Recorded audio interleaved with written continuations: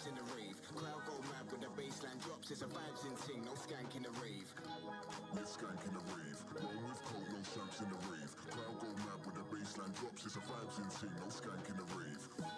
We're skanking the rave. Roll with coke, no champs in the rave. Crowd go mad with the baseline drops. It's a vibes in ting, no skank in the rave.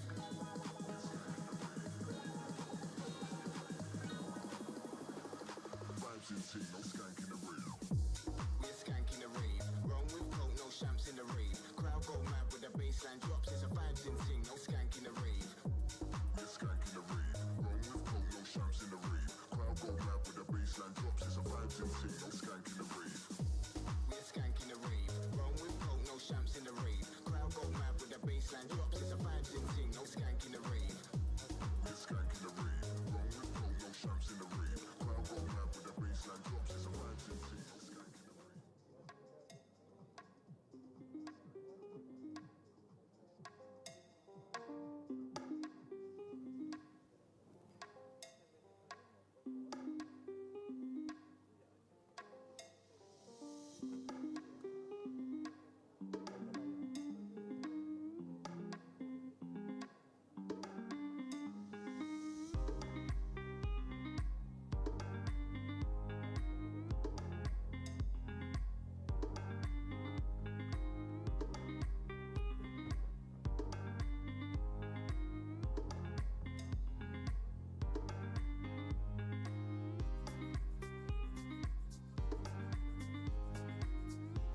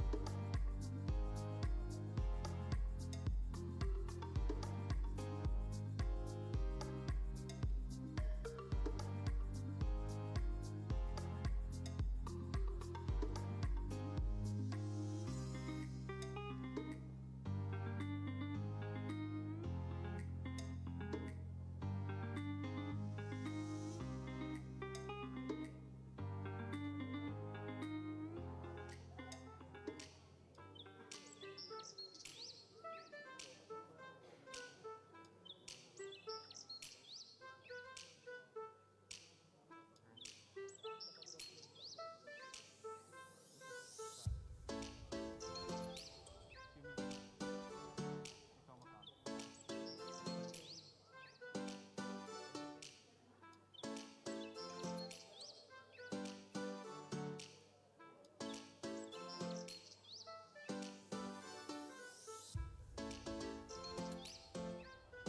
Good morning, everyone, and welcome to Design Week Philippines 2024.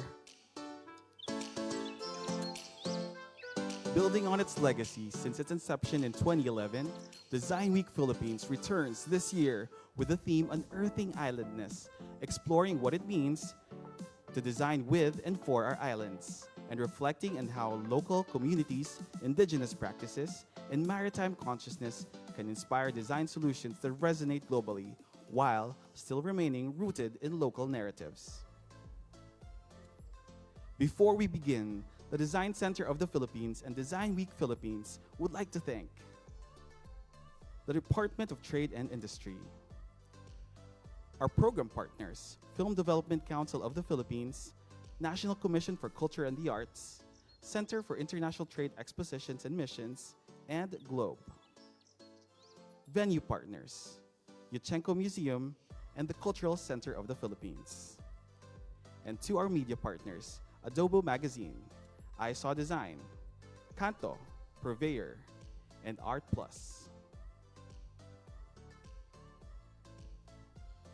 Supported by the Malikhaing Pinoy program. We've got a lot to talk about today, but before we begin, let us hear a message from the Design Center of the Philippines Executive Director, Rhea Matute, for the opening remarks.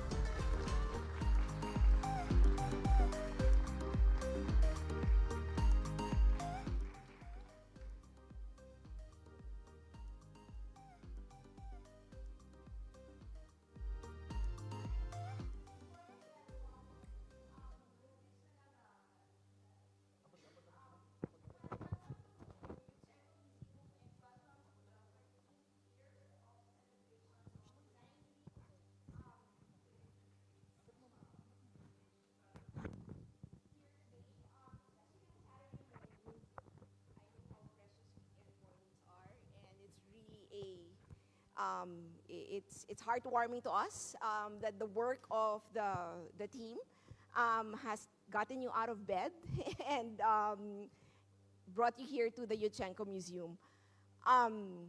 This place is very special, not only for its historic, the work of historic value in terms of like celebrating Philippine art, but more importantly, I guess, from my point of view, it's right now currently having the exhibit of the work of Tess Pasola, who is, at least for my generation, one of the most creative soul of this country, and you'll see it with her work that is displayed here, a celebration of her life's work. And you see it all the way until the fourth floor, so I hope you'll make time to see it. But Tess is one of the pioneering members of Movement 8, which is a project of the Department of Trade and Industry through CITEM to really help put a face on Philippine design. So not just about the use of our raw materials, but really like the story of crafts in the Philippines through the genius of select designers that really understood what it's like to work with Philippine materials, with Filipino craftsmanship, but also that ingenuity and that sensibility that is, we call Filipino sensibility. And that's the theme for Design Week Philippines 2024 is Unearthing Islandness. This is the work actually that was done by Tasha, who will join us in the panel. This year's Design Week Philippines is a partnership with Tayo. Not because we want to feel young, but really we want to really engage also an audience that maybe, I mean, like, you know, like this new generation of creatives to be part of that conversation. And we think, you know, like the theme of Unearthing Islandness is really just a perfect time to start that discussion, especially as we embark on the first ever national design policy for the Philippines. And it's really, I mean, like, you know, and that's why we also have Paolo Mercado here with us today, because he's helping Design Center with the articulation of the first ever national design policy of the country, together with our Design Advisory Council. And well, now that I've also introduced Paolo and Tasha to be with us today for the panel, of course, Cora Alvina, who is an amazing and like one of our lighthouses of design and like the whole appreciation of craft. one of the first books that I had Cora sign is her book on Dreamweavers, which has also been very instrumental in the work that has been done on like putting that foundation of culture and the indigenous community in informing our design processes, as well as informing our work at Design Center. And of course, Rambi. And Rambi and her work on textile and her advocacy also for various communities across the country. So this is the opening weekend for Design Week Philippines. We have programming all the way till next Saturday. We will move to the Black Box at CCP for our closing weekend.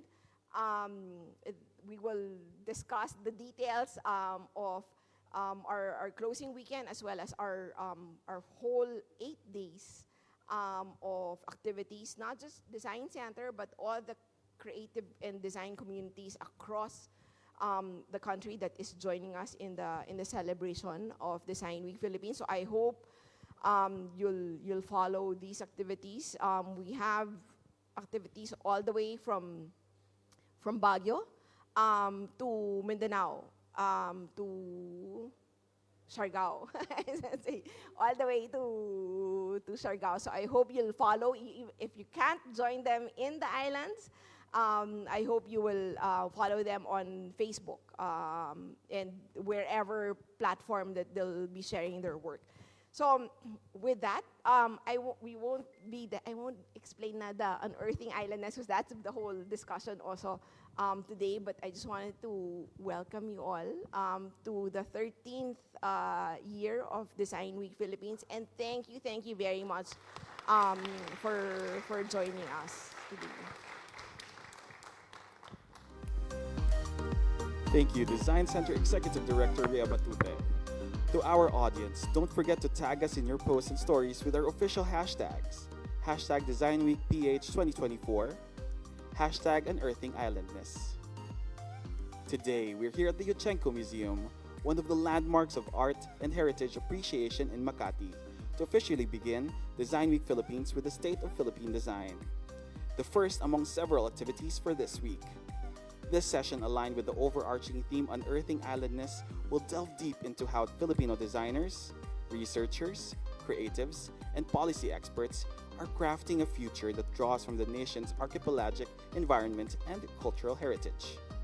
To help us gain a deeper understanding, with us here are leading changemakers in the country's cultural and design and creative industries. First to join us this morning is a museum material culture and cultural studies champion who currently heads the Museo ng Kaalamang Katutubo, a foundation engaged in material culture, research, conservation, and museum development and education. Prior to that, she was the former director of the National Museum of the Philippines and also served as the director and then president of the Metropolitan Museum of Manila. She holds a degree in anthropology from the University of the Philippines. She is also a member of the Bangko Sentral ng Pilipinas Cultural Properties Acquisition Advisory Committee and headed the Gawad sa Manlilikha ng Bayan, or GAMABA, of the National Commission for Culture and the Arts. Of course, ladies and gentlemen, let us all welcome Ms. Corazon Alvina.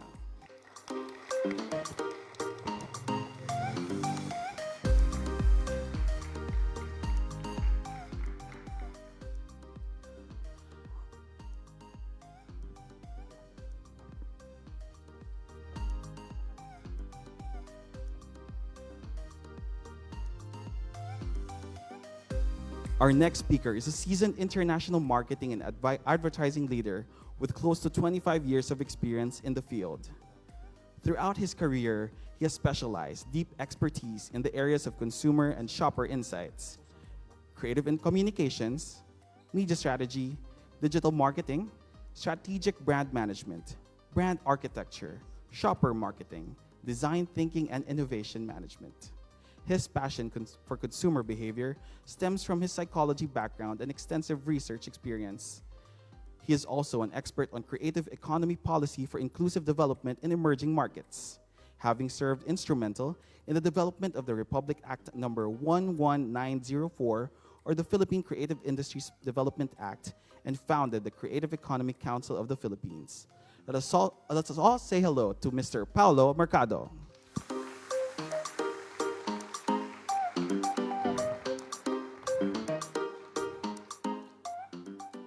Up next, we have a Filipina designer, National Geographic Young Explorer, and advocate for culture, climate, and children's rights.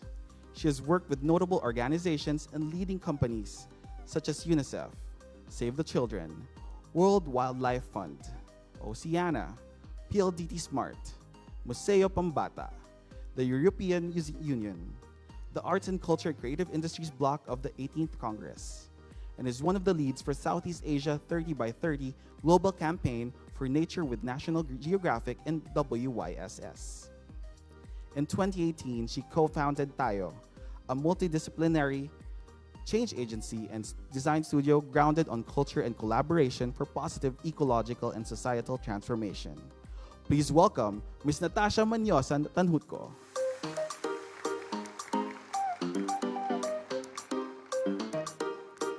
And last but certainly not the least, we have a community livelihood development and product enhancement consultant. She's part of team of Rurungan sa Tubod Foundation, a consultant for Accelerate Bangsamoro, and a member of HABI, the Philippine Textile Council. She works with the Philippine craft communities to preserve traditional crafts while creating culturally sensitive contemporary products through co-creation, product development, and consultations with artisans.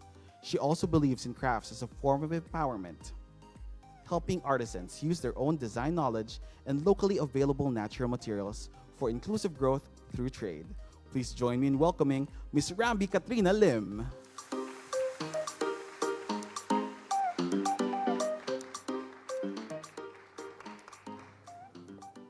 Moderating this conference is a design strategist and social researcher informed by a multidisciplinary background in psychology and design.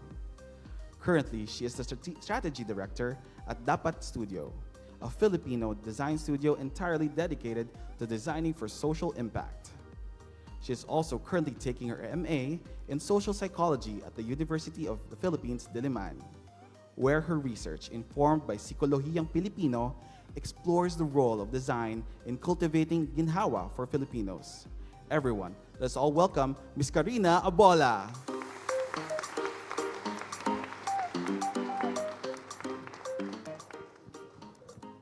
Hi, everyone. So, hi, good morning, everybody. Welcome to the State of Philippine Design. My name is Kar, and I'm really, really happy to be here today. I was also previously from the Design Center, and I actually, that's why they're reacting that way. And I worked specifically on Design Week. And the year that I led Design Week was the first time we did the State of Philippine Design. So I'm very, very happy to be here today and to have this talk continue for the third straight year. So yeah, today's mix of speakers is super interesting. So I was talking to Ray and preparing for this talk. Ray, who is leading this year's Design Week and is also doing the voiceovers, he told me about the intentions behind the curation of today's panel. And he told me that they really wanted to look for people who transcended traditional design boundaries and traditional design disciplines. So I think this would be a very interesting panel to kind of assess the year that was in Philippine design. Yeah, so it will be super interesting. So thank you again to Ms. Cora for being here, to Paolo, Tasha, and Rambi for being here, and I'm super excited to get started. Okay. So to kind of just round out the foundations of our discussion, and because this is such a multidisciplinary panel, I wanted to let these fluid boundaries kind of shape our discussion today. So I wanted to ask first, how would you define design? which I think is maybe a big question. But because we are coming from different disciplines here and kind of crossing different boundaries, maybe we set the groundwork for what we'll be talking about today.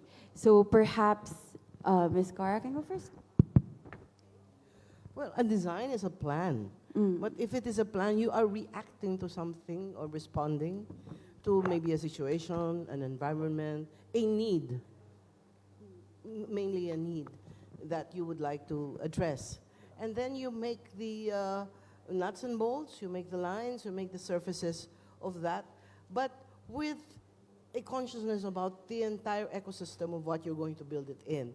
That is very important in design, I think, the sensitivity. And of course, all of you will agree with me, it is the thought, the thinking process that goes behind the development of that design that can make it successful, responsive, and responsible to the people who will use and from whom you derive ideas for the design.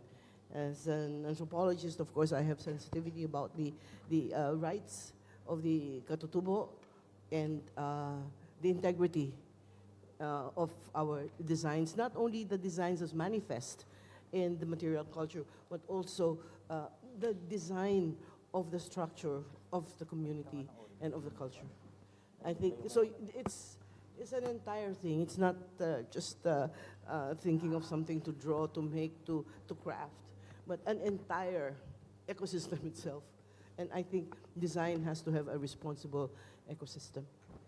Thank you so much, Ms. Cara. So if I'm hearing this correctly, design really kind of, I'm going to use the word again, but it transcends the disciplines that we usually think about when we use the word design. So it's beyond, let's say, go ahead. It's really beyond that thing. It has many layers of complex knowledge and awareness and traditions that have built up to maybe that idea that with which you will respond. So it is really beyond. And you examine, as I said, not only the material culture, but the immaterial culture of the people that, I mean, islandness, if you're going to do that. And of course, but if you have, an extremely, extraordinary brain, maybe you can, I don't know if anybody has done it, perhaps Leonardo da Vinci, snatch it from, thin air. But at the moment, for us mortals, I think that kind of sensitivity to the ecosystem and to the tangible and intangible cultures of all our cultures, diverse. No? We all have different cultures. In the Philippines, we are blessed with diversity of cultures, but at the same time, we have binding commonalities, which should also be recognized. I really also found it interesting how you said that design also has all of these layers of knowledge and layers of ideas that includes us. Yeah. That we, as we were discussing earlier, that we are as katutubo as anybody else. We are all katutubo. So I also wanted to use that kind of as a transition to Sir Paulo, to just that idea of being katutubo to wherever we're from, and that our islandness might be rooted in wherever we're from, and whether that is Manila, let's say, or any of our urban cities, or more contemporary quote-unquote cities. So I would say, like, in transitioning to your space, how would you define design? Thanks for that. I was actually still preparing on the first question before the katutubo part came in. So let me, being a non-designer in the room and a little bit of a nerd in this space. So I'm not a designer. So I'm primarily a marketing person and also an advocate for creative economy. But definitely one thing that I see as a common thread, because in the National Design Policy, it's very clear there are 4 domains of design. The 4 domains are image making, which is the largest for at least a survey that was done, 35%. And then there is object making, place making, and then experience making. Underlying the thread through all of that is design as a higher order cognitive exercise or cognitive capacity, where people some people call it design thinking, but essentially it is a conceptualization of the world not as it is, but what it could be. And then putting that in some form, planning that, structuring that, testing that, and then implementing and refining as you go along. But there's always an objective to change the world around us. I think that is the key element of the impact of design. Typically, when you say, oh, I want to be a designer, there are two things that people understand. One is, oh, gusto mo mag-drawing, or gusto mo maging fashionista, but I think that is really just the more visible expressions of design. That's why they're more immediate. But I do think when you really embrace design and what it is, it's a higher order cognitive thinking skill. I wouldn't even say it's natural. It has to be honed. And then in honing that, it's really the ability to imagine, reshape, and recreate the world around us. Yeah, wow. I do I do think that's one of the most beautiful definitions of design that I've also come across in other places as well, that when it's literally the activity to bring things that do not yet exist. And if we keep imagining worlds that are better and we keep designing towards that, then maybe we'll have a better country and a better world. Which brings me to Tasha. So Tasha, actually, I've interviewed her for my thesis, and I've asked her the same exact question. So I wonder if that's changed, but yeah, go ahead. What is design for you? I think for me, what I've seen is design is what allows us to see if something or someone is alive, because it is the act really of not just survival, but also seeing how we can thrive in an environment, and not just as human beings, but even our plants and animals and everything we find in our environment.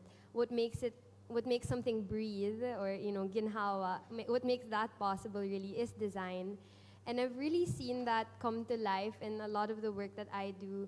Not just seeing, how nature itself is the ultimate source, I think, for Filipino design really, but also really seeing how even when we work with our local communities and we understand their closeness to nature, we really see how design is embedded in that. And defining, for example, we have this term biomimicry, or this idea of copying designs from nature. I really feel like that in itself doesn't even have to be defined by a term, because almost everything we do create, even for example in hospitals and things that make people better, it all goes back to the idea of how we were able to survive in nature, in our environment around us. So our reactions by creating these designs is allowing us to thrive in harsh environments, in areas that we are unsure of. Design makes us feel comfortable. It makes us feel that there's room for a better world. And I definitely have also seen that really in our youth, in how we're really able to unpack all these different social and environmental challenges that are thrown at us as younger generations, and how we're really able to face that, whether it be being very unserious about it, by really seeing now how a lot of social media has been shifted to a perspective that feels more relatable, more vulnerable, more genuine. It's that in itself is design. It's a reaction to be able to adapt to the environment around us and how to be a part of it rather than against it. And so when we have things like colonialism or ideas that were brought about to separate us from nature or the environment we're from, these are not exactly good designs. It's because in the end we end up destroying the very things that should be making up our foundations for design. So when we talk about like the theme Unearthing Islandness, it's this idea of really connecting us back to what good design is, and that being good is being good to nature, being good to everything that we find around us that keeps us living. So that's our water, our maritime consciousness, understanding also the way even our plants can survive on their own, make their own food. So how can we do that as well as humans? How can we support that cause rather than fight against it? So in being, human in this world, I think design is an essential process to be able to unpack the different intricacies of the ecosystems around us, and how are we able to be a part of it and really understand that we as well are our nature and we are our islands. Wow, like this is the first question. And all the answers are so complex. Well, the question was also complex because I guess design is also very complex. Like, I think that's kind of the double-edged sword of design in its being everything and nothing and everywhere and nowhere. And it's about life and it's about expressing and staying alive. But I guess like that's how it's so difficult also to understand design and to force to contain it when it's just about being alive. So thank you for that, Tasha. And now, Rambi, what about you in your experiences with indigenous people and artisans as well? How do you think design is defined? I always like this idea that I said that I read before, that a designer is a problem solver. So I view design as like the artist who designs is solving a problem based on their environment. So my work is mostly like, I'm not a designer, I'm more of a merchandiser. So I support designers by helping them look at their environment, their problems, their highs and their lows, to be able to push forward a better product, no? So I see myself naman like a sidekick to the designers. So the designers are like the superheroes. So I view weavers, crafters, carvers as the designer, and my work is really helping them create a better design or a better product to help to solve the problem, I guess. Yeah. Simpler, but I don't know. It's interesting because it's been brought up twice on this panel already. I'm not a designer. But if design is everything and everywhere and it's life, is everyone a designer also? Who gets to be a designer and who gets to call themselves a designer if it's all around us? Who would like to? Yes. Yeah. Would you like to go first? Yeah, I think we, in some way, we are all designers. Filipinos are very adept at what you call discarte.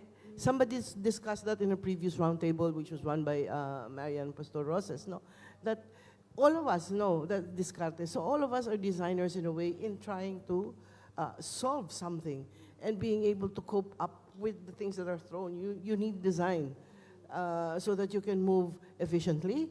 Hindi kalat-kalat, and diyan magaling yung Pinoy. So, if we are all able to make discarte and creatively, responsibly, then that makes us designers, not only of material things, but I think you also design the way you run your life.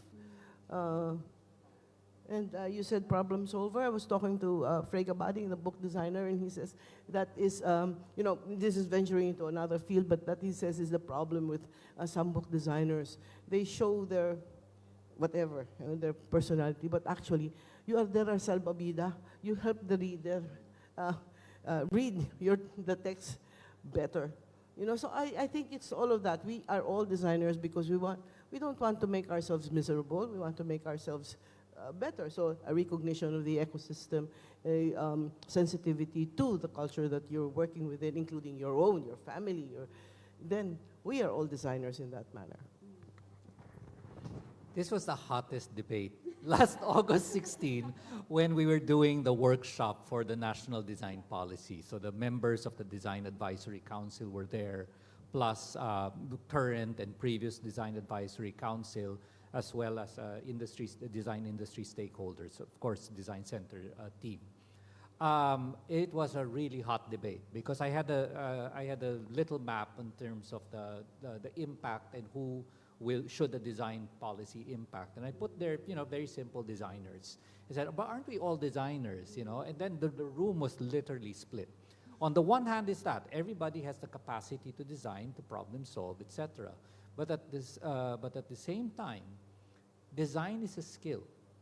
And in that skill, there is good design and there's bad design, you know. And it was actually the more well-known designers in the room who were saying not everybody can be a designer. People can try, but but there's a point where you have to respect that there is such a thing as design excellence, and that is honed over time. It takes practice.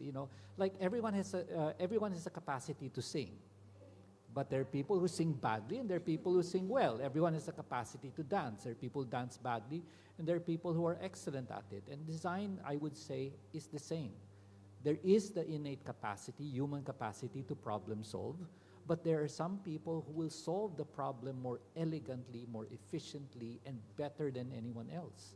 And that takes honing. That takes time, to do. Yes.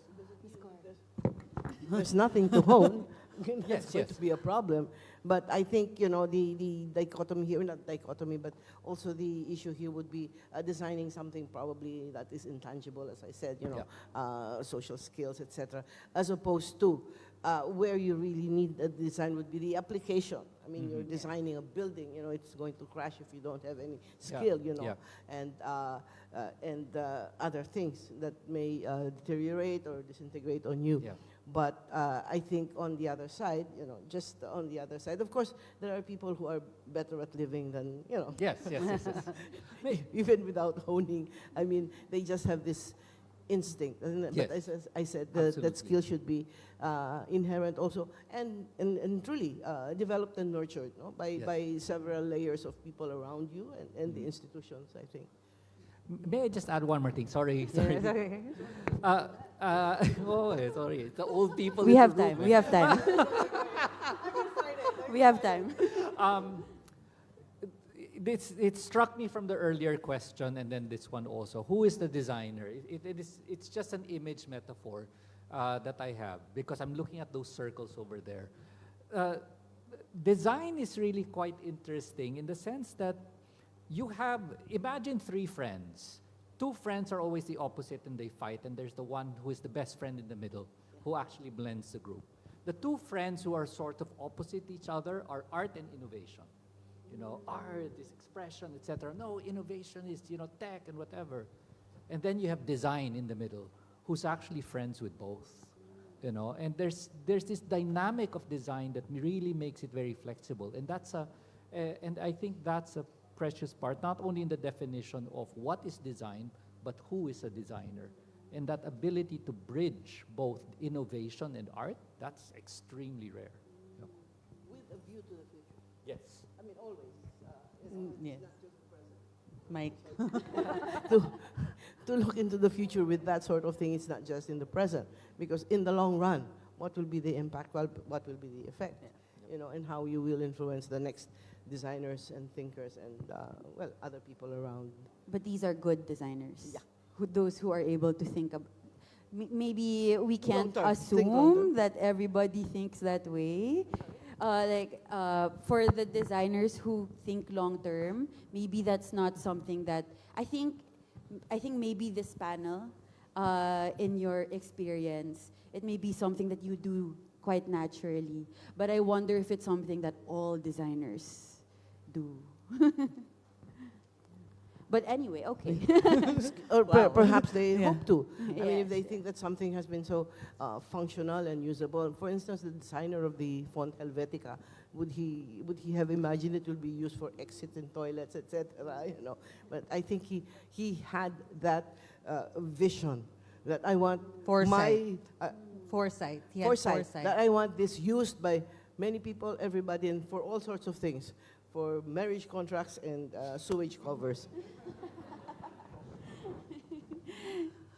So in terms of who is a designer, I think there's a dedication and practice needed to be a designer, to be able to have that foresight, to see beyond what you're creating. So you have to focus. I would consider myself like a jack of all trades, or Jacqueline of all trades. And my work is to support designers like weavers, give them the understanding beyond what they see, like how their end client will use it and stuff like that, how they want to make that person feel. So they are designers because they're creating. I am a merchandiser or support because I'm giving them what they need. So in a way, I'm helping solve the problem, but I'm not the problem solver. So that's why I don't consider myself a designer. Wow, what an Yeah. interesting reframing of things. Tasha, would you have anything to add to this? No, I find that very interesting. I think it brings up the idea that there are different kinds of designers, and we don't need to like kind of box design into like one type of designer, but there are different types of things that also are reactions towards designs. And what I also find interesting also is like when you talk to people nowadays, like because of this liberation of graphic design with Canva and with all these different applications online, now everyone quote unquote can be like a graphic designer. But then it also goes back to, is it good graphic design? Can people actually relate to it? And is it something that actually has meaning? So I think this is a conversation we had a while ago where there needs to be that theory or the thought behind the design. We can't just be creating things because it looks pretty, but we also have to be able to explain and understand why this exists. And I think that's what makes someone a good designer, is you're able to create a grounding or foundation for the reason why you're creating and not just for the sake of it. And that also creates a difference between design and art, because in the Western world, they really view art as art for art's sake. But when you come here to the Philippines and you see what Filipino art is, there's a reason behind every single production, every single reason why they weave this way, why they craft this way.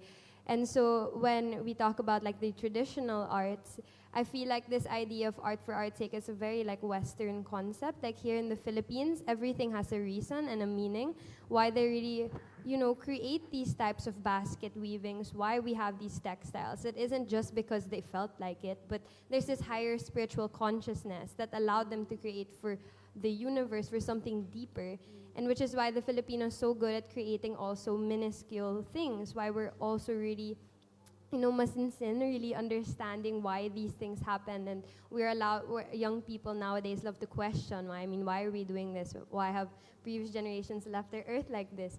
There are a lot of different, I guess, aspects now that make someone a designer. Investigating, but also, again, going back to the idea of good design, it has to have meaning and be grounded in something deeper other than just, I just made it out of nowhere. And I think that's what creates a difference between like a designer and like what isn't, if that's it. You brought in art. May I remind that all of these things were not made for as art. The bulul was not an artistic sculpture. The tinalak was for something else. The dagmay is for something. So, in effect, the design is derived from very special material culture. Among the Bagobo, for instance, a son who declaims well or is able to recite parts of their oral history is given a shirt, a fully embroidered one. It's not an art piece. It is something, a sign of affection. And of course, when you grow older, it's a sign of status, So that's what I was advocating earlier during our conversation, really. The design has to have a deeper background, You need to know, first of all, the culture. Very important. And I was telling them that how I designed a certain project. There was an international conference for installation art on the beach in Cam Norte, and there were 10 international installation artists, and we made them live with the barangay so that they could imbibe and learn and eventually draw out something. How would they design that experience and manifest as an installation with bamboo on the beach? Something like that. So I think there are two kind of threads of thought going through our current discussion. So there's one thread about there are certain people who dedicate their time, maybe their life, to honing this skill that everyone supposedly has. But then there's also the other side where it's not even called design. It's not even called art, but they are designers. well, in the way, because they have formed the idea and the reaction to the situation, like living better, I mean, being able to address it. But, for instance, the barbero is also the maker of the bangka. The one who dies is also the healer, because he or she's the one who knows the botanical species that you need to color and you need to cure a headache with, so that they don't consider themselves artists. Like I think I told you that one of the weavers, she was a gamaba, and she had a piece, and so people wanted to acquire, and so she was asked, how come you don't make too much of this? And she says, I'm a farmer. Well, that's what I do. I make skirts for my family, not to sell. So that's the other thing. But of course now it has changed. Although I think the Ifugao were into the quote-unquote tourist arts early on, because even during the turn of the 19th century, they were making spoons, not to be used, but they sold to museums abroad.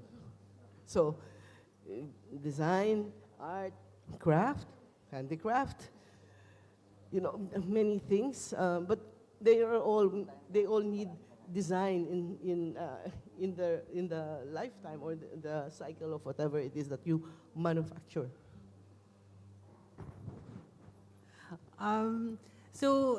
This conversation brings me back to when I go and assess a community and area, and sometimes you go into like a town where there's no clear-cut crafts that they're making. But then if you go into the farms, you see one of the most common baskets that are made throughout the Philippines is yung limliman, which is where the chickens lay their eggs.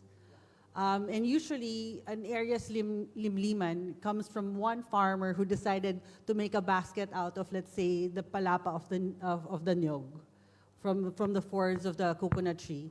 He creates one and it works, and his neighbors see that, and instead of creating it themselves, they say, oh, can you make for me? And then that kind of goes on, and then biglang he's a basket maker and a farmer. But in the end, he's also a designer. So being, I guess now it's important to be named a designer, because we all need we all need our hats. Design is in us all, but to be called a designer, I think you have to be in practice to be called a designer. Anybody else on any thoughts? So, yeah, so I do agree that maybe design, at least today, at least in this conversation, may be a practical label, and we can look at it that way. So now with this understanding, how do you think our islandness connects to this amorphous concept of design? I guess hand in hand with that is, what do you think islandness is? Who would like to begin? The youngest person in the room. So, okay, like how we actually kind of came up with this idea of unearthing islandness is because we really felt like we needed connection back to the water. A lot of people, especially the young people and kids that we visit in different communities, a lot of them still have this fear of the water, the fear of kind of like not knowing what's under it, but also not knowing how to swim. I find this so weird that we come from a country that we were just talking about has one of the longest coastlines in the world, fifth longest. So it's just a very odd disconnect. And when I started kind of understanding why this disconnect happened, of course, it draws back to the idea of like colonialism, or this idea that people told us, we're people of the land, you have to learn how to plant rice, feed the colonies. Like it's this concept that we still have to break out of and have to learn how to break out of. So unearthing islandness is this idea where we connect ourselves back to the water and learn how to follow it, and understand that even when we design, we should be designing with the water in mind. which is why, for example, like when we look at our cities, it's so odd that we don't take into account our waterways. Why wasn't this the very first kind of body or very first part of the ecosystem we looked at? Because water is the source of life, and it's what flows throughout all of us. So when we came up with the idea of unearthing islandness, it was kind of taking us back to that maritime consciousness that we really once had, coming from the Austronesians. So these are our forebears, our ancestors, who really were the first ones who learned how to sail our oceans and who utilized this maritime consciousness, or this idea of being able to read the stars and the water at the same time, as the way to navigate, the world.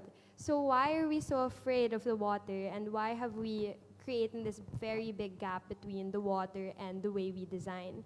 So that's kind of the reason why we wanted to talk about islandness, and how can we also, again, connect back to the idea of being an archipelago, not seeing water as, a lot of people are talking about this now, how water really wasn't a division, but it really was the connection. And when you look at our languages, for example, why around Southeast Asia we can even understand each other. There's so many similar words in our vocabulary, and language itself is the reason why we are all kind of connected. But then, for example, you go to Europe and you see Spain and France so close to each other, but because land divides them, very different languages, very different culture. So in the end, water really does become a source of connection. It becomes a source of co-creation. And being an archipelago, we need to be able to design around this idea and have that consciousness to be able to think about the water being one of the first things we look at, and also being one of the first things that we ourselves embody, being fluid, being understanding, malasakit or ginhawa. A lot of our terms like kapwa come from this idea of being able to put yourself in the shoes of another, or being able to understand that we are an archipelago. So even if we are quote-unquote separate islands, we are all united by the water. Yeah, that's true. But has anybody read Benedict Anderson? And of course, we are islands, and indeed the water connects, but also separates. And remember all the fights that they used to have. But I think the cohesive part of the water would be really connect, no? Because even languages cross because of the Austronesian family that came for the first time. But islandness, therefore, should be seen, with discerning eyes, because we're very regionalistic, and that kind of regionalism has been fostered by the colonials. The Spanish would make us fight one another, and the Americans were not any better. So that when we look at the islandness, it is an acknowledgement of our diversity. We are related, but there is diversity. Maybe the most related would be the Mindanao Highlands, because they're all together, no? But even in the Cordilleras, there are differences. For me to get the essence of islandness is to study the culture of each one, and then also the relationship, the connectedness, how is it that we are actually connected. I suppose I can talk about interior culture, where it shows, but also about attitudes, and a lot of it in linguistics indeed, because we just came from one family. Of course, that the Austronesians were a group of Austronesian-speaking peoples. They're not Austronesians, they're Austronesian-speaking peoples. It was just one group from the coast of South China, and they were indigenous. They're not Han, they're not white Chinese. They're like us. They're brown. And they came down, not immediately to the Philippines, they came down to Taiwan. So there is that, that's why a lot of archaeological connection between Taiwan and Itbayat in Batanes. Also the Cuyunon, no? The Cuyunon, but mostly, the first landing is Itbayat. Yeah. Okay, in Batanes. And so downwards, no? So the language separates at certain times. I studied Pampango in Bicol, and it separated about 2,000 years ago, I think, but they were related. And so language, because the way we call our designs, if I may use that, the designs and our material culture would be different from island to island, perhaps. And the environment also provides this differences, this diversity, because of the organic things that are present. For instance, nowhere else in the Philippines does vuyavuy. Nowhere else in the Philippines does vuyavuy grow. It's mostly in Sabtang. And there's none of the Phoenix Lorelei. Lori, it's so hard to say, in the Philippines. No?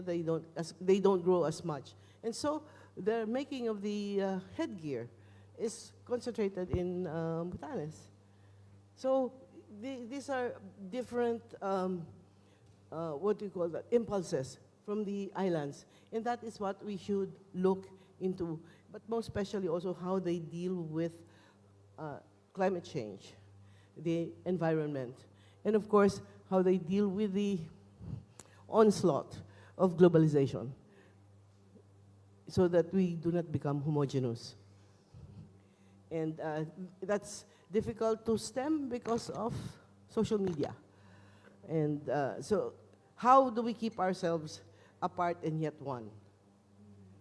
How do we deal with designing our lives so that we are able to maintain at least our material culture? That's ourselves, no? The way we live. Everybody asks an anthropologist, what is culture? Is it street dancing? No, culture is the way of life, the way you live every day, because culture is not stagnant. It changes. It's not a dead thing. So on the question of islandness, and perhaps what I'll sort of preview, but still to be confirmed and budget to be agreed behind it. But one of the bolder suggestions that we have, or recommendations, in fact, it's a strong recommendation in the national design policy, is the creation of a center of excellence for tropical design, sustainability, resiliency, materials research, and creativity. The concept behind it is that we are number one as the most disaster-prone, one of the most disaster-prone countries in the world, not only because of typhoons, but volcanoes, earthquakes, you name it. Natural disasters. Anyway, man-made disasters. Focus. So getting back to the point. The point is, problems are the lifeblood of designers. So when you have some of the biggest problems in the world, that should be the impetus of attracting the best design minds to solve it. Not only from a modern technological point of view, but from an indigenous wisdom point of view. That's the vision that we're painting for this tropical design research center. It's not so much an R&D center of fundamental materials only, but it's supposed to be the solution center. How do we solve for these problems? And the bigger vision of it also is that it's an international center. So imagine it like, in the glory days of Erie, which created really these fantastic new varieties of rice that was implemented the world over, except here. Yes. But the main point of that is we make it a center that attracts not only the best Philippine minds, but the best minds in the world to come to the Philippines and to help solve the problems of sustainability, resiliency, material sustainability as well, incubated here and then spread to the world. So that's one of our bolder ideas of embracing our own islandness to create new solutions for the world. No, not yet. Draft pa lang po. Kakatok pa for approval of the design. Well, in principle, we already have the alignment of the Design Advisory Council, but now it has to go to the round of the executive approval, and then budgeting and implementation over the Sana next 5 soon. years. It's a Sana 5-year soon. plan. It's Okay. not. It's not sana. It's within 5 Okay. years. Yeah. Actually, I'd really like to react to that, what you mentioned about the school for tropical knowledge, because it actually exists already. What we've been doing at Kids for Kids since the start of the pandemic, we started this movement called Kapuloan ng Kabataan, and we really realized that the wisdom of Filipino culture is what allows us to actually solve the climate crisis.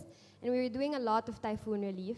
And then we realized we were friends with people from all 17 regions. So how are we now able to look at how Filipino culture, different ways of life that are living ways, stuff that aren't in like books, how are you able to kind of unearth that as design solutions for the climate crisis? So over the last year, me and my friends visited 17 regions of the Philippines and looking in particular how culture is a climate solution. And not needing to really have this complex of, the savior complex, if we need to save the earth, but more if we need to remember it. What are the things that we need to recall that we've forgotten throughout years of colonialism being introduced? And we started working with a lot of different remote island communities. So we started schools of culture and creativity. And what we wanted to do is to hone this tropical island knowledge, this idea of not exoticizing it as something very different and unique, but also highlighting the biodiversity and respecting their unique cultures at the same time, and creating these spaces where young people can talk about creating their own climate solutions. How can they learn from whatever is around them, and how can they also now be supported? So we first started it in Halian Island.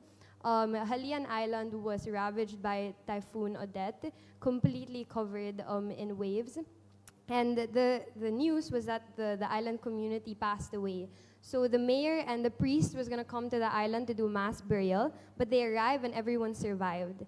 And so it was this really interesting, how were they able to survive? What were the different aspects? And one of them really came to mind, and it was really the idea for them that the reefs were the one that saved them. And they really needed to protect the reefs in order to protect their island. And then now the island community has started kind of using that very, very painful story to now highlight what were the different solutions that already existed and how can even we come in and support those solutions. So we started this School of Culture and Creativity in Halian about 4 years ago. And now they've really made this solution their own. And the whole goal, again, of even like NGOs is to visit these communities, not to interfere with their ways of life, but support it. And not, again, come as like saviors, so we're gonna help you, because a lot of these communities are actually thriving on their own. They have so much knowledge already to share, and it's up to us to actually learn from that, coming from a city or a place that is kind of like the epitome of this Western globalized world that we have to stop wishing for. So they now have their own turtle conservation program.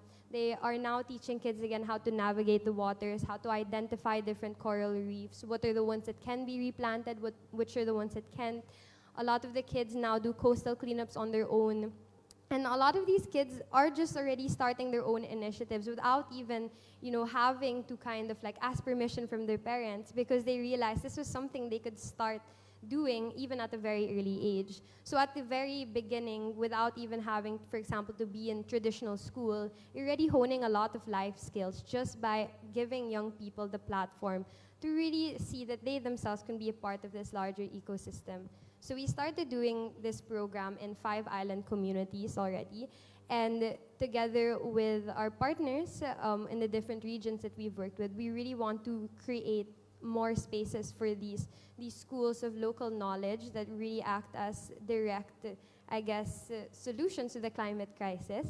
And how can we actually empower young people to champion these? Because in the end, we really need to make this an intergenerational conversation. Because the reason why the climate crisis existed is because the conversations were happening in the Western high-falutin tables, never reached young people realizing that we'd have to inherit all of this. So it's a really good idea that this school will be, it's hopefully intergenerational. Like we can really invite more people to the table that have a lot of these already local solutions within these communities, and how can we also now support that call for decolonization, the support for welcoming back in our archipelagic consciousness.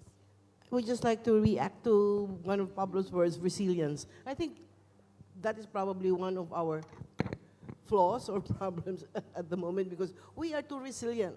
I mean, you see people waving head, Pwede na neck yan. deep in the baha, you know, so that we are able to be, we are resilient, we overcome. Somebody in the Senate said, if only we can stop laughing, I think we can solve some things. And then the other thing would be sustainability and scaling up. Her program, can that be scaled up? And again, sustainability, because, you know, has there ever been an audit of all the projects, multi-million projects that were implemented and failed? And why was the failure? We have all of these programs in the bundok, trying to feed people, trying to reforest. Well, I was the monitor of the rice terraces, and it was difficult monitoring it. What has happened? Ifugao is still a fifth-class community. The Ifugao are still poor. There's still not enough people in schools. Is there a mechanism to audit the failures, and why?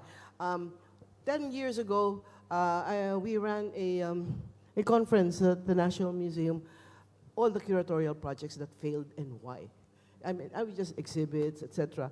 Has there been a program looking at all this UNESCO-funded, World Bank-funded initiative for all sorts of, quote, disasters and problems in the Philippines, and why did they fail?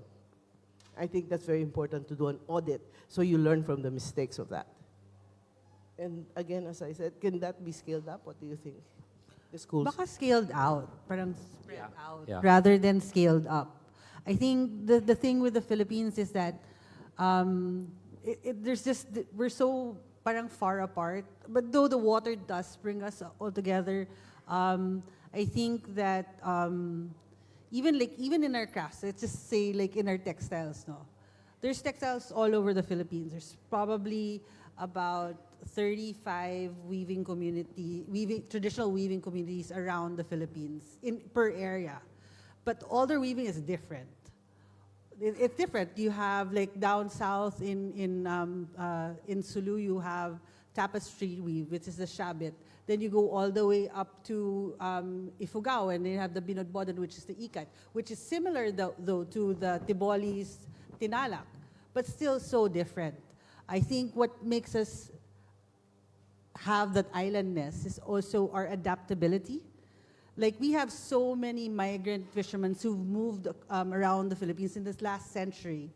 Like Palawan itself, El Nido itself, there are no more real natives in El Nido. There's no IPs in the municipality of El Nido that has 16 barangays. It has like, each barangay is like migrant fishermen from Masbate, a group of fishermen from Panay, Iloilo. You have places called New Ibahay and stuff like that. But they also consider themselves El Nido, taga El Nido. But it's the way they moved there, they adapted, they made it their own, and they're finding ways to continue living there with their children, with their families, and creating and designing this life for them out there. But still, they still consider themselves from El Nido, also from where their parents were. At the same time, they're also Filipino. So I guess that's really the thing about the Philippines, this islandness of ours, is we're so many different things, but at the same time, we're us. And the thing is, we're all also finding solutions for our future and for the children's future. Yeah, on that point of scale up, scale out, I really like that initiative that you're doing. So what's the term again of something of kapulungan? Kapuluan ng kabataan. Kapuluan ng kabataan. So one of the things, just to distinguish, the idea of the Center of Excellence for Tropical Design, it's not so much a school, it's more of a research institute, research and innovation institute. But in, theme number 5, action number 10 of the policy, theme number 5 is embed design as a national mindset, skill set, and heart set. So that is the one that really democratizes the whole mindset and the problem-solving capacity of design. It happens on 2 levels. One is upper education, whether it's at collegiate level or technical level. But the most challenging one will be K-12. and finding the right program for that. Because the program does exist. It's called the Art and Design track in the program. The issue with it is that it's not design, and also there's no real curriculum for what design should be. And I think it would be interesting to really embed the indigenous, the historical, the heritage quality of design that we need to remember rather than reinvent or just import something that's not adapted. Be first. But isn't that not in the K-12 program? Because I know the Yusek Pañares and who's the other one? The they program were is there. crafting. Yeah. They crafted it. So But in the implementation, I mean, when you get it on the ground, sorry, I may be over speaking. No, go ahead, go ahead. It tends to go towards art, and with all due respect to art, but it's really a very, let's say, shallow also interpretation of what art is. It's not design, or when it's design, it's drawing. It is not what we're talking about in terms of design as problem solving, design as really a solution building to making things better or to creating a better life. It becomes more practical arts, type of thing. So Just last response Yes, to last. this question, and then we'll move on to the next one. So parang when you're saying it's K-12, you're putting it into the education system.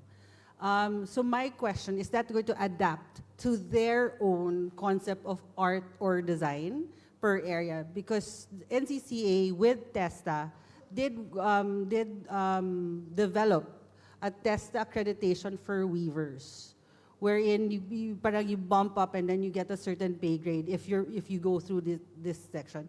It's been successful, I think, in Aklan, because the initial people who worked on it were from Aklan, India Legazpi. But then when they tried to adapt it to different areas of the Philippines, then there became a problem.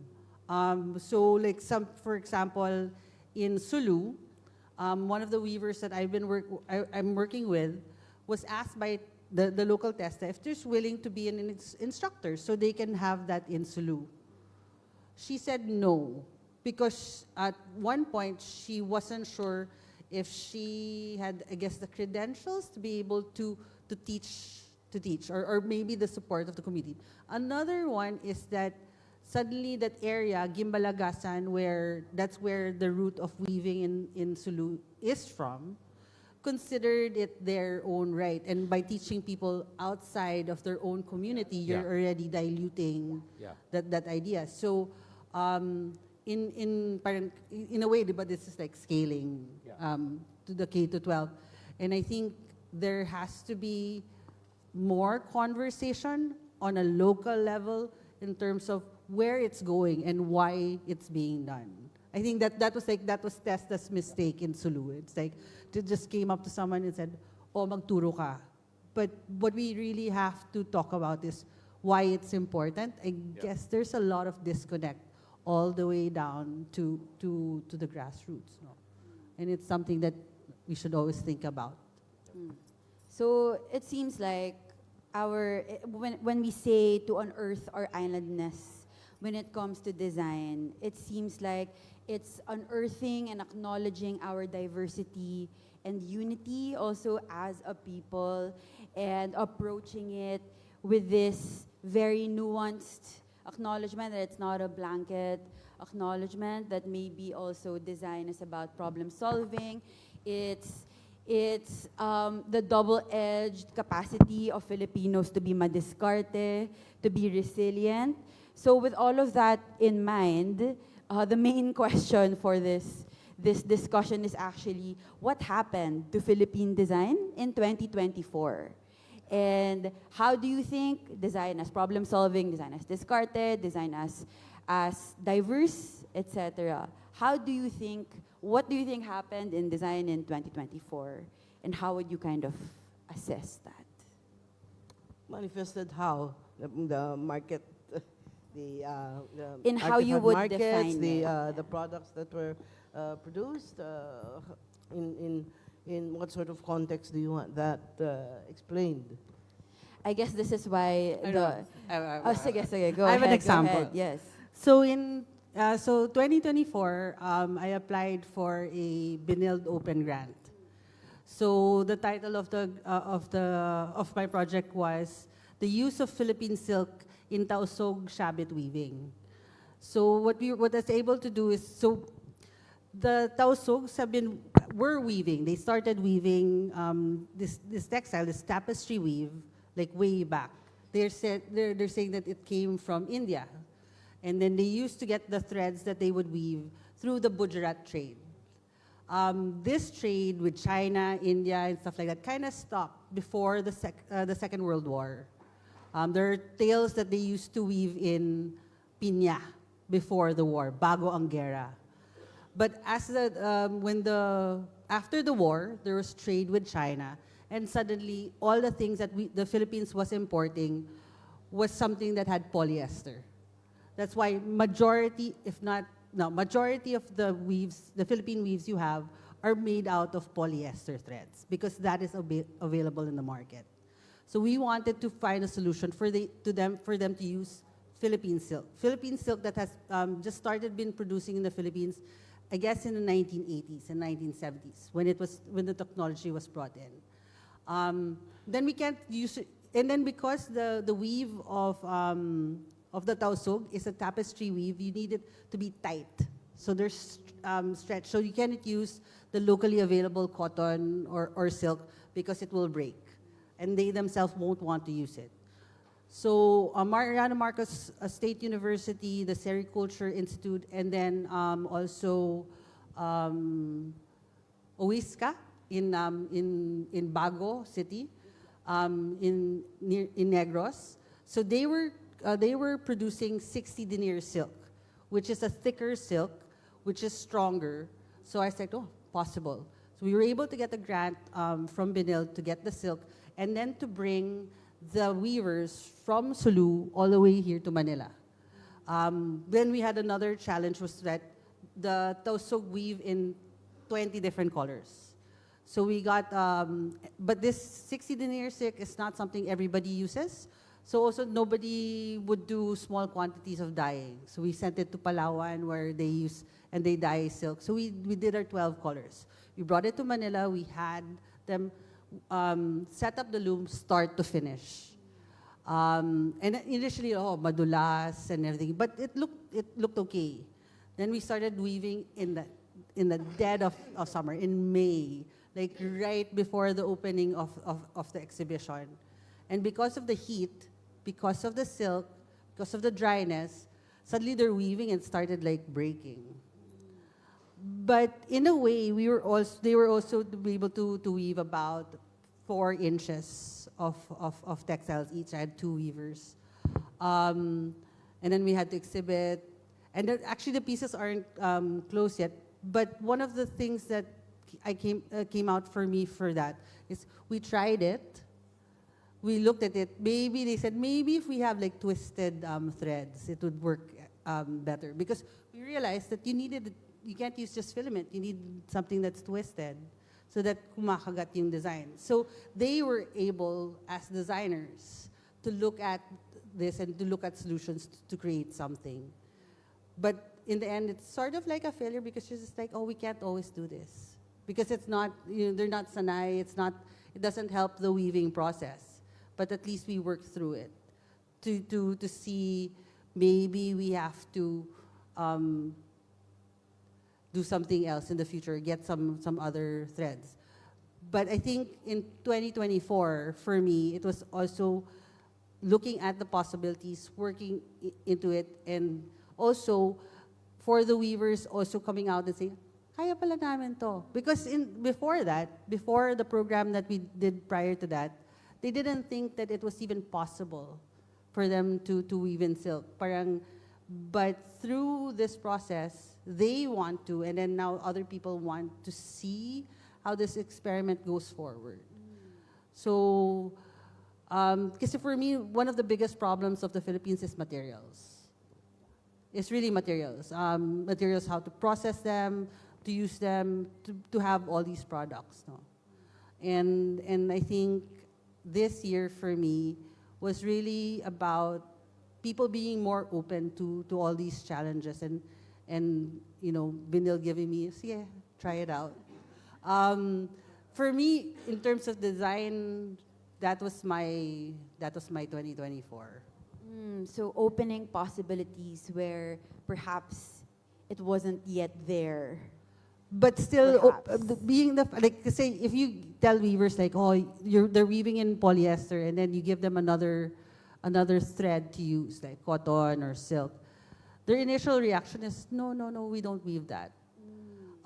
There is a fear in weavers, in crafters to do something new, but only because they also don't know what the outcome will be.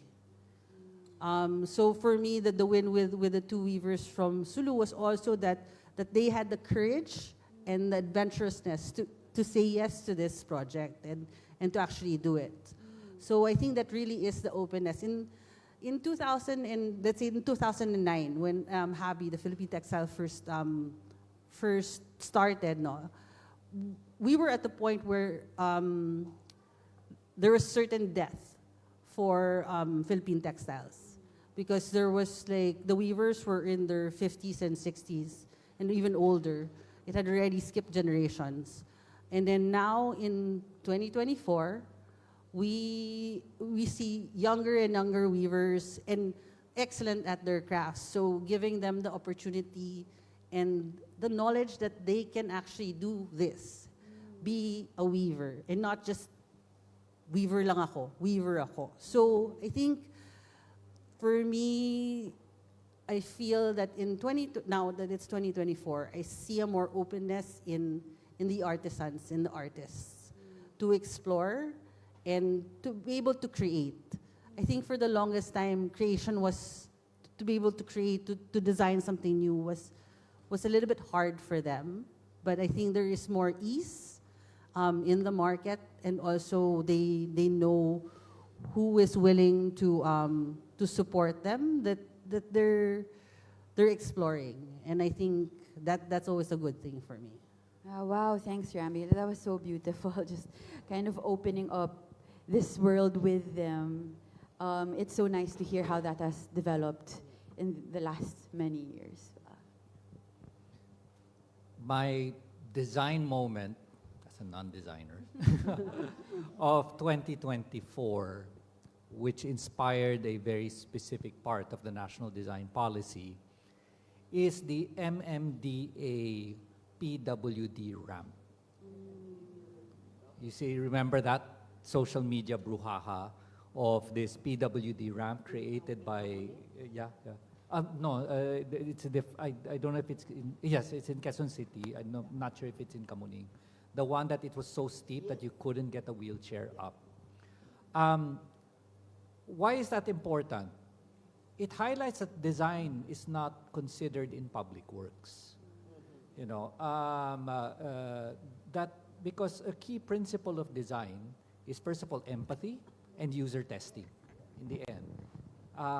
You have to think of the user and you have to test with the user. And obviously that wasn't done. So it's a critical part now of the theme number 4 of the National Design Policy. Priority number 4 is embed design in policy making, through a policy lab and also through LGU-based Good Design for a Better Future program. Now, this is not a small thing. It's actually, you have examples of good to great design all over Metro Manila, but it's private sector. It's like this one, this one, BGC, etc. But we live in a city where sidewalks are a luxury of the rich communities, and it is not a default of the city by itself. That's a failure in public design. And it's not infrastructure, it's mindset. And priorities. So this is something that we need to change. Now, another thing that I'm linking this to, because if there's anything I'm really passionate about in the whole creative economy topic, it's creative cities. I was one of those who really pushed for the first one, for Baguio to apply. I helped advise also the group applying for Cebu at that time, of how did you do it, how did you get it. But I think for me, the most critical part, and I'll quote Charles Landry here, there's who wrote the book on creative cities. There's a thing about cities of culture. We know that. They speak about the past, the heritage, the historical nature of what made, of the past that makes a city, defines it based on how it was before, the heritage that it preserves. But the creative city is a little bit different from that. It is it is the dynamic that makes the city create its future. And the critical component of that dynamic is it retains and attracts its creative class. Now, what really attracts a creative class largely is a broad concept of amenities. But simply put, it is a city designed so that it creates a level of comfort and inspiration for new ideas to thrive. Sorry, just to close off this point, one of the things, it's such a simple term, but I said, wow, that is very visionary. Singapore, which is one of the UNESCO's creative cities of design, in their national design policy, they had two stated ambitions. We want, on the one hand, it's related to tech and innovation. We want Singapore to be, a tech and innovation hub. But that's for the business side of it. But for the other side, we want Singapore to be the city of design vision of Singapore is to not only be a livable city, but a lovable city. A lovable city. Because if there's anything that you can really say, can you really say that Metro Manila is a lovable city? People laugh, on that one. So I have part of my, I'm a migrant, not yet full-fledged Baguio citizen, but I'm a migrant to Baguio, and at least that's what it still has. The people of Baguio love Baguio. The people of Iloilo love Iloilo. Do the people of Metro Manila love Metro Manila? And that's very telling. So anyway, so that's my point. Metro Manila or just Manila? I was going to bring up the point. Also, not to maybe to add a little bit. The reason I think Manila or Metro Manila has become not lovable is the lack of implementation of regulations. Why don't we have sidewalks? Because the police, the barangay, allow people who own those small houses to build their laundry area. They fence off the banqueta. It is also the implementation of what you call that, the house HLRD or whatever. That is why it is. That is what has to be seen in the creation of a lovable city, I think. We have the regulations. The laws are in place. Ang dami nating batas, but they are not implemented. And that is that a mindset? Mindset of whom? The population? The authorities? How in heaven's name do you change that? How do you make the Filipino aware of the other, yung kapwa mo? Hindi lang yung iyo. Because all of these are okay in a middle range or like society. Have you been to, you enter through San Fernando Street behind, if you go in behind the Chinatown where all the, they defecate on the sidewalk, for God's sake. So how do we craft a reality about this? Is there a solution to it? We are overpopulated, we're poor. Everybody's in Manila because that's where all the trabaho is, no?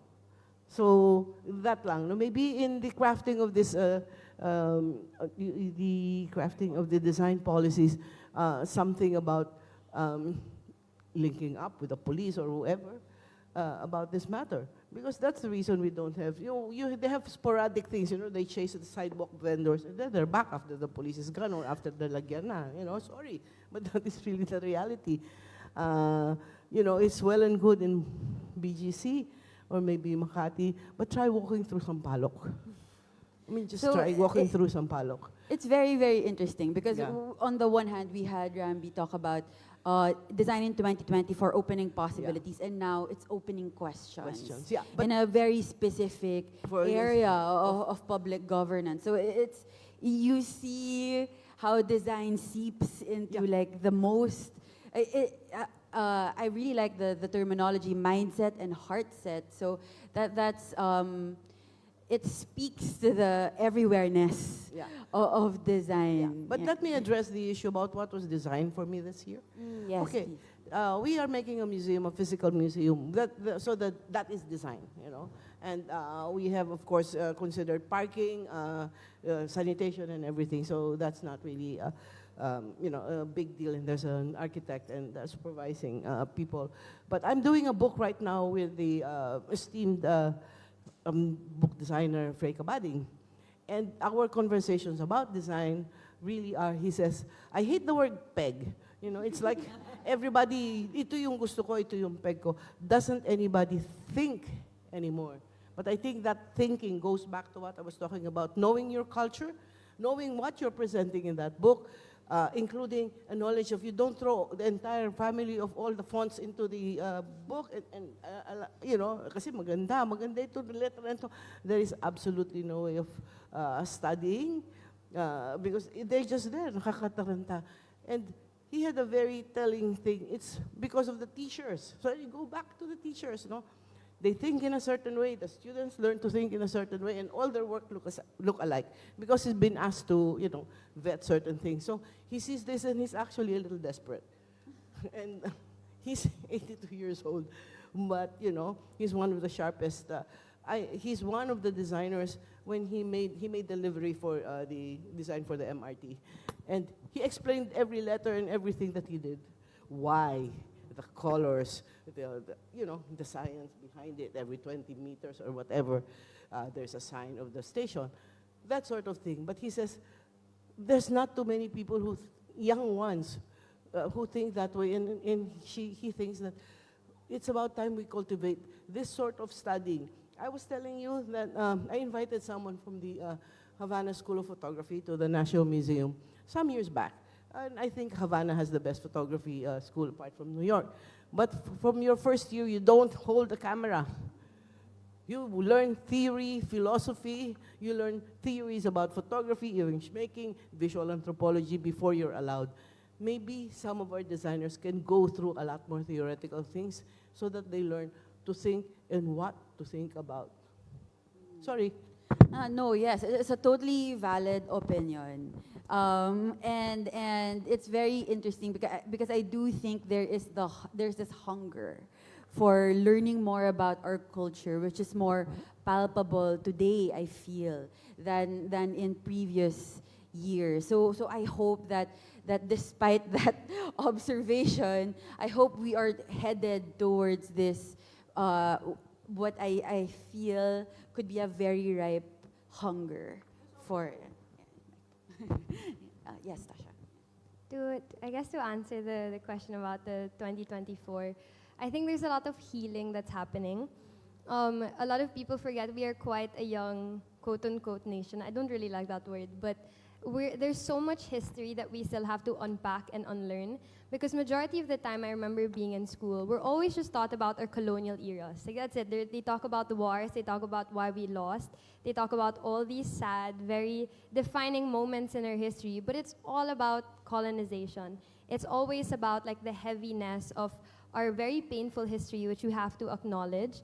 But also there's so much that we aren't being taught in school about why we should be proud to be Filipino, what makes the Filipino great. How do we unpack that the Filipino itself was a term that was introduced by Spaniards, and how do we unpack that? There's so much that we have to remember or unlearn.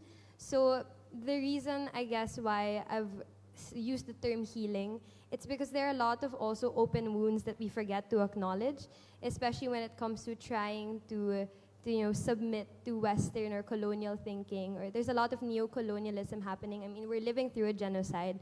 There's so much pain that exists, and yet there's still a lot of healing that I think we're going through in 2024.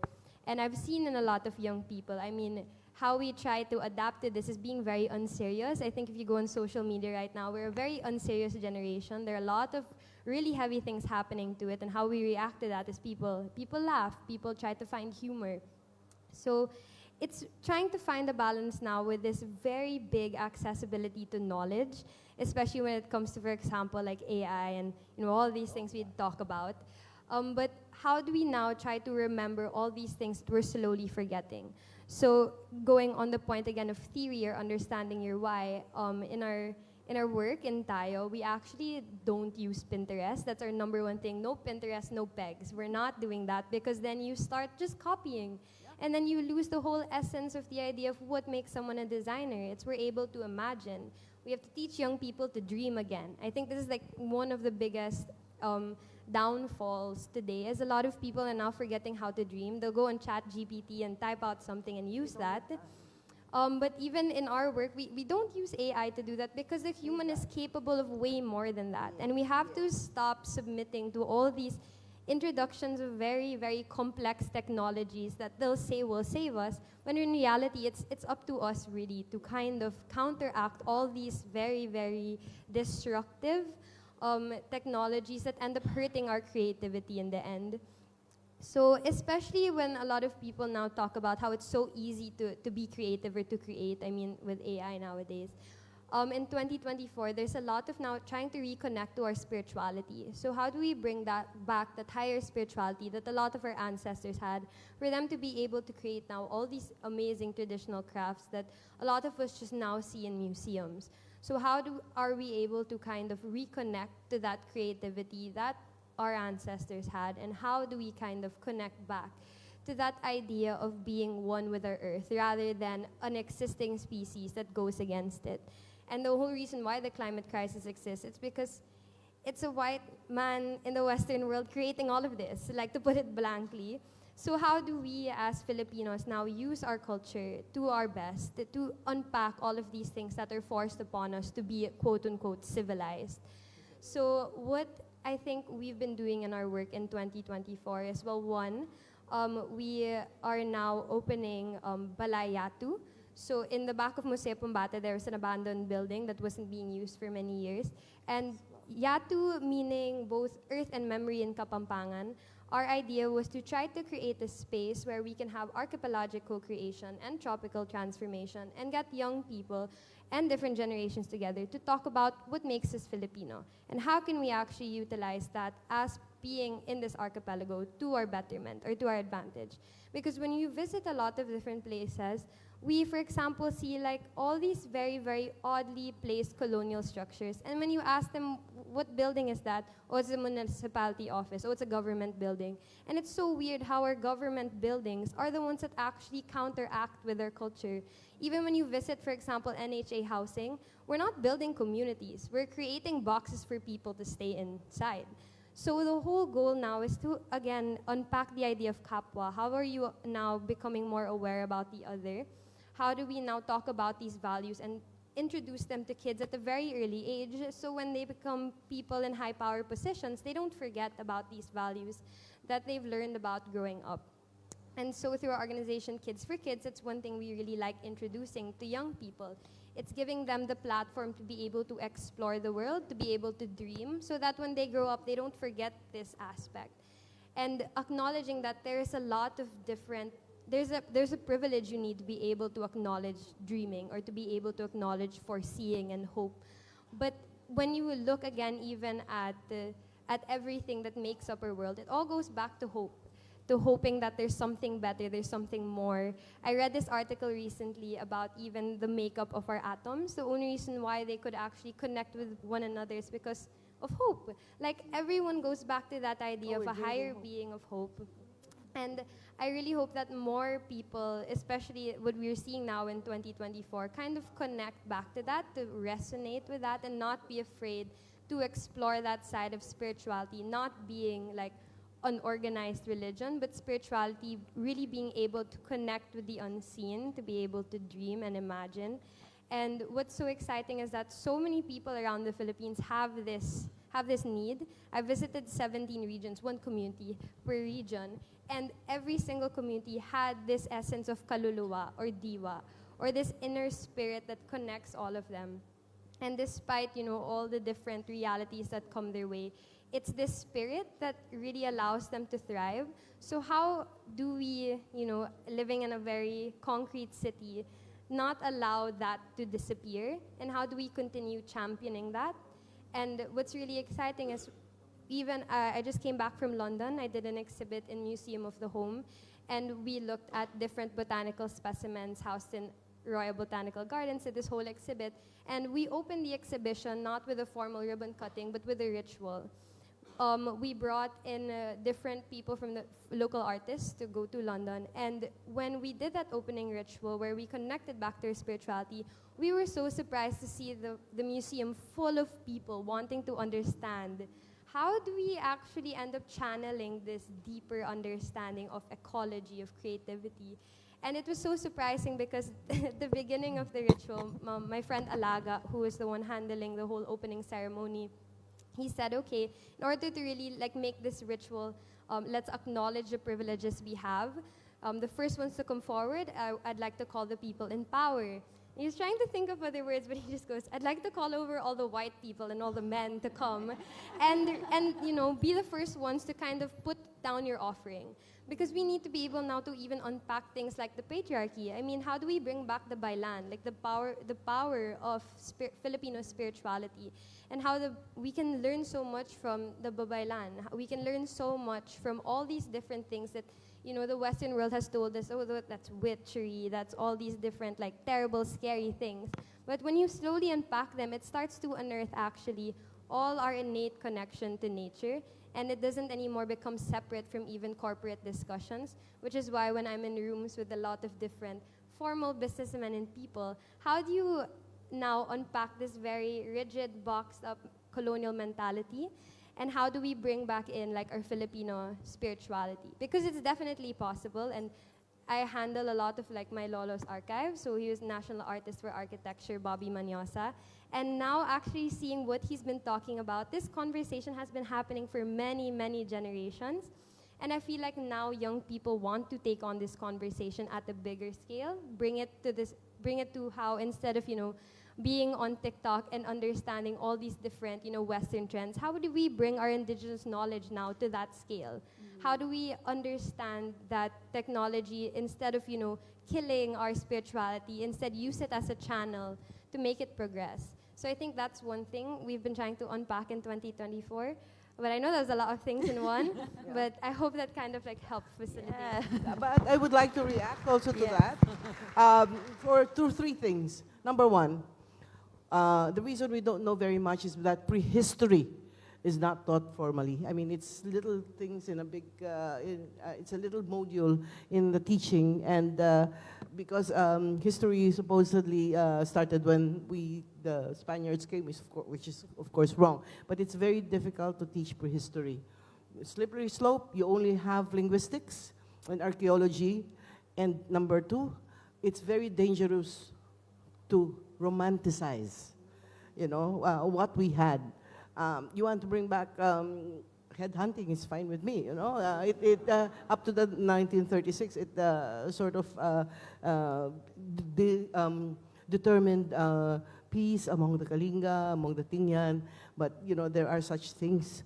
And maybe when somebody dies, you burn your house and move to another house, that sort of thing. So, of course, we learn about this, and we try to learn the spirituality, the layer of consciousness behind the way we did certain things. But prehistory is difficult to teach, and it is very slippery slope. Number two, you kept saying colonial mentality, colonial. Think on the other side, the collaborators. It was not white people carrying on. In the Philippines, during the Spanish time, at the most, there were 2,000 Castilla in Intramuros, and the rest were Pinoys. So that's crab mentality. Crab mentality, whatever it is. But, and I'm taking the stance of Fernando Sialcita. Not everything that the colonialists brought was bad. We learned a lot from them. It is the mentality. It is, collaboration and aspiration of the people who wanted to be white. Interpretation na rin, diba? Doña Victorina, for instance, that mentality. But not everything they brought in. It was not just the colonialists at fault, the collaborators ng mga Pinoy, mga kamag-anak natin. you know, really. And the third is, you kept saying, we have to learn how to dream again, dream again. Yeah, dream. What I think, what's that? 90% inspiration and, I know, hard work, inspiration, that sort of thing. Perspiration, dream, and do. I think the do is very important. Thank you.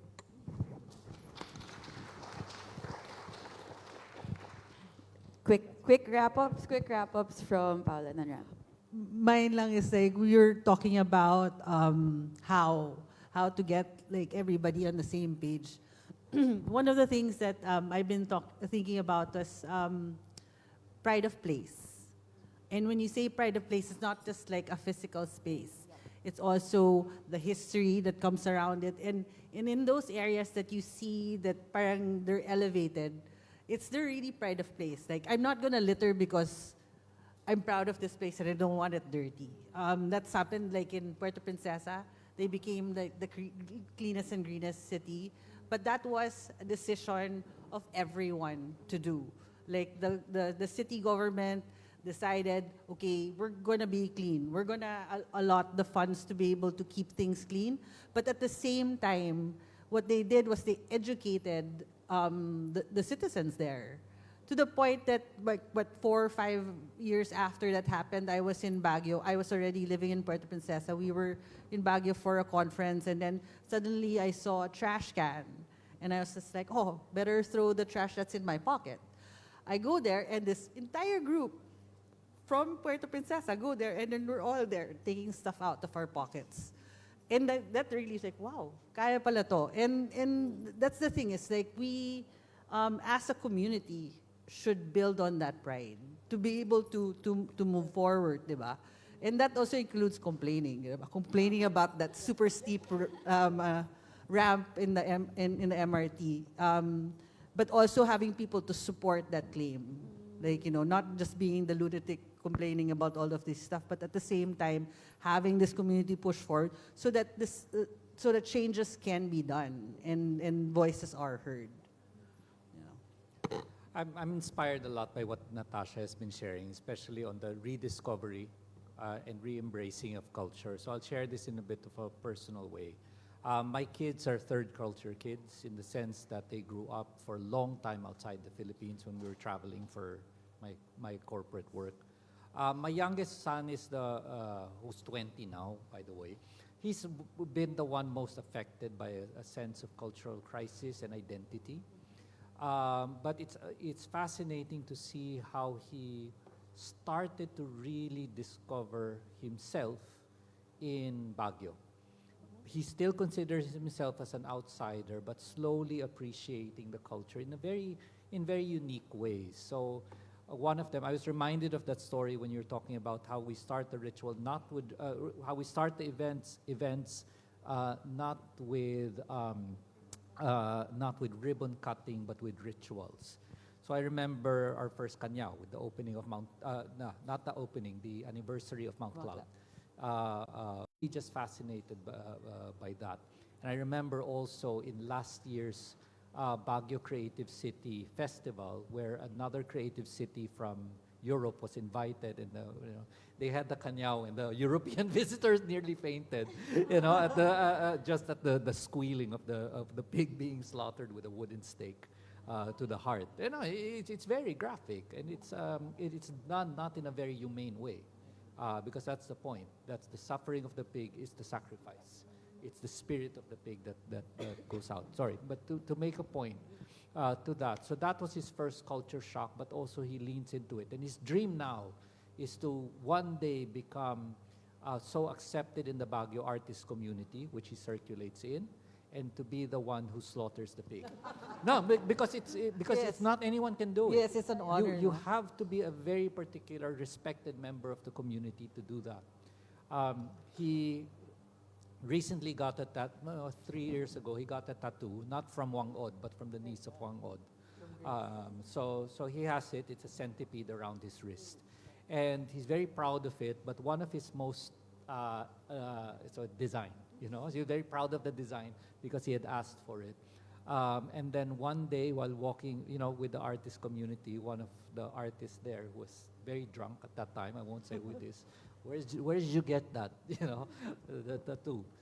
Then he talked about it. Said, you know what it means? He says, yes. Did you earn it? Said, oh. then he said, okay, not yet, but I plan to. So I think that's, for me, the inspiration that you're sharing of how the youth are leaning into our culture and identity, and I'm inspired by that. There, that's my clue. May I just follow that up? Wonderful. But Quick lang po, Ms. yeah, Cora. very, very quick. Now, how do we spread that out to other people? He has exposure, he has you, he has a creative city. How do we spread that to kids in San Nicolas?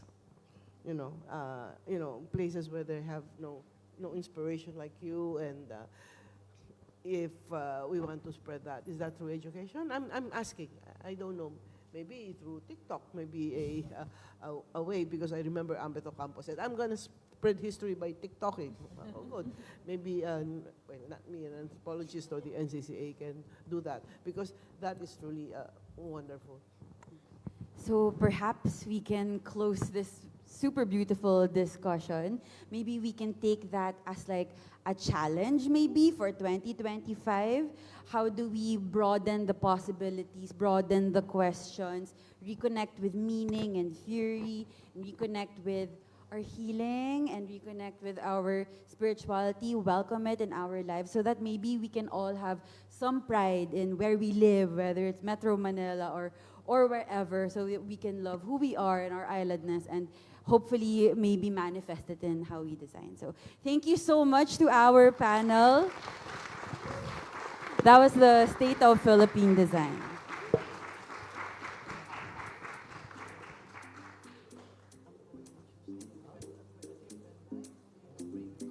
We have so much in store for you today and in the coming days.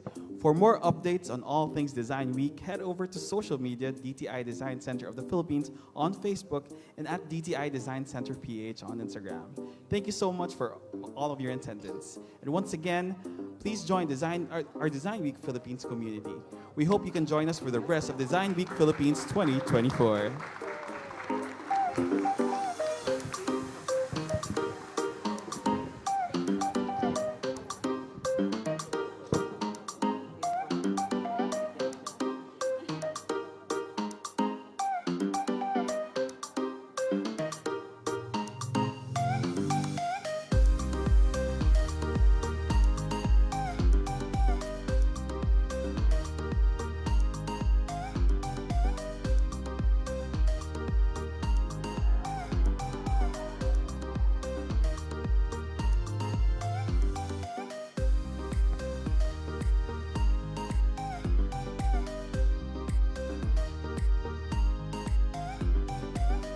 Thank you so much to our panel and Ms. Karina Abola for joining us. Also, big thanks to everyone who tuned in. The State of Philippine Design Roundtable will be available on demand at Design Center official Facebook and YouTube accounts. Once again, on behalf of the Design Week team, we would like to thank our partners. Department of Trade and Industry, our co-presenters,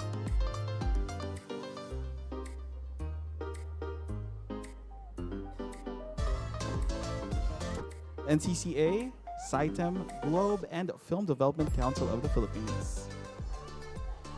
Venue partners, Cultural Center of the Philippines, and Yuchenko Museum Incorporated. For media partners, Adobo Magazine, Purveyor, Art Plus, I Saw Design, and Kanto. Supported by Malikaing Pinoy Program.